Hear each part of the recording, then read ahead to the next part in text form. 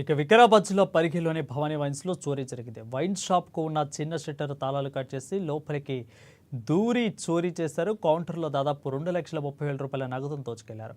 ఒకరు ముందు పహారా కాస్తుండగా ఇక మరో వ్యక్తి లోపల చోరీ కళ ప్రదర్శించారు. డబ్బులు దోచుకొని పోతూ 2 బీర్లు కూడా పట్టుకుని వెళ్ళినట్లు వైన్ షాప్ సిబ్బంది తెలిపారు. ఇక రాత్రి షాపు మూసే సమయానికి లెక్కలన్నీ చూసుకొని తాళాలు వేసి వెళ్ళిపోయామని, మళ్ళీ ఉదయం వచ్చేసరికి తాళాలు పగలగొట్టి ఉన్నాయని తెలిపారు. కాగా దొంగలు చోరీకి పాల్పడుతున్న దృశ్యాలని సీసీ కెమెరాలో రికార్డ్ అయ్యి వైన్స్ యజమాని ఇచ్చిన ఫిర్యాదు మేరకు పోలీసులు కేసు నమోదు చేసుకుని దర్యాప్తు చేస్తున్నారు.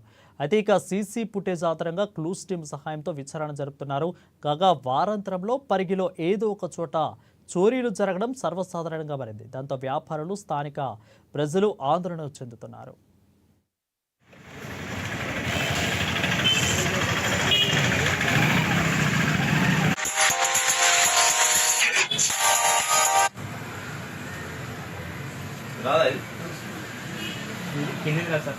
నైట్ అంతా లెక్క చేసి మొత్తం అంతా క్యాష్ అన్ని కౌంటర్లోనే పెట్టి ఎక్కువ అమౌంట్ క్యారీ చేయడానికి నైట్ లేకున్నాను. కౌంటర్లోనే క్యాష్ పెట్టేసి షాప్లో తీసుకెళ్ళి మార్నింగ్ వచ్చి చూసేసరికి షటర్ నాకు బ్రేక్ అయింది.